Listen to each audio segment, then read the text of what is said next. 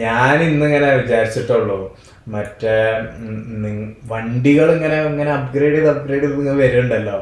അപ്പം വണ്ടി ഇവിടെ എന്ന് വെച്ചാല്, നാട്ടിൽ എങ്ങനെയാന്ന് വെച്ചാല്, നമ്മളൊരു വണ്ടി വാങ്ങിയാല് അതിന്റെ ആ വണ്ടിക്ക് പുതിയൊരു ലൈസൻസ് പ്ലേറ്റ് എന്നുള്ള ഒരു കൺസെപ്റ്റ് ആണ്. വണ്ടി വിൽക്കുമ്പോൾ അതിന്റെ കൂടെ ആ ലൈസൻസ് പ്ലേറ്റും പോകും. പക്ഷെ ഇവിടെ എങ്ങനെയാന്ന് വെച്ചാല്, ഇപ്പം എനിക്കൊരു ലൈസൻസ് പ്ലേറ്റ് ഉണ്ട്. ഫോർ എക്സാമ്പിൾ ഞാൻ പറയാണ്, എൻ്റെ ലൈസൻസ് പ്ലേറ്റ് KL10 SR666 ആണ് വിചാരിക്കുക എൻ്റെ ലൈസൻസ് പ്ലേറ്റ്. ഇതൊന്നും ഞാൻ മേടിക്കോട്ടെ നാട്ടിലെത്തിയാല്. ഇവിടെ വെക്കാം.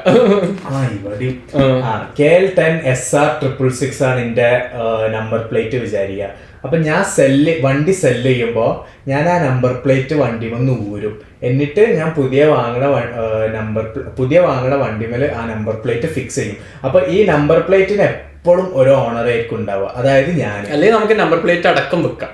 അല്ലെങ്കിൽ അങ്ങനെ പറ്റുമോ? ഓക്കെ, അല്ലെങ്കിൽ നമ്പർ പ്ലേറ്റ് അടക്കം വിൽക്കാം.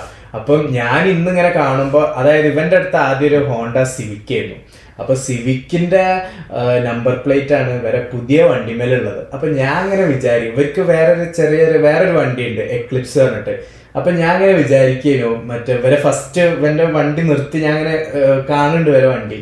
അപ്പൊ ഞാൻ അങ്ങനെ വിചാരിക്കുക, ഈ നമ്പർ പ്ലേറ്റ്സിന് വല്ല ജീവനൊക്കെ ഉണ്ടെങ്കിൽ ഈ എക്ലിപ്സിന്റെ നമ്പർ പ്ലേറ്റ് ഈ ഇവരെ പുതിയ വണ്ടിമുള്ള നമ്പർ പ്ലേറ്റിനോട് പറയുണ്ടാവും, എവിടെ ഉണ്ടായിരുന്നു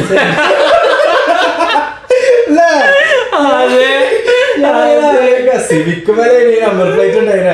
അപ്പൊ ഈ അന്ന് എക്ലിപ്സ് ആ സുപ്രീമസി. അപ്പൊ എക്ലിപ്സിന്റെ നമ്പർ പ്ലേറ്റ് ഇവരോടൊക്കെ പറയും, എവിടെ ഉണ്ടായിരുന്നു, ഇത്രയൊക്കെ ഉള്ളൂല്ലോ ലൈഫ്, ഒരു നിമിഷം മതി ലൈഫ് മാറി. ഞാൻ ആലോചിക്കായിരുന്നു. കോടി.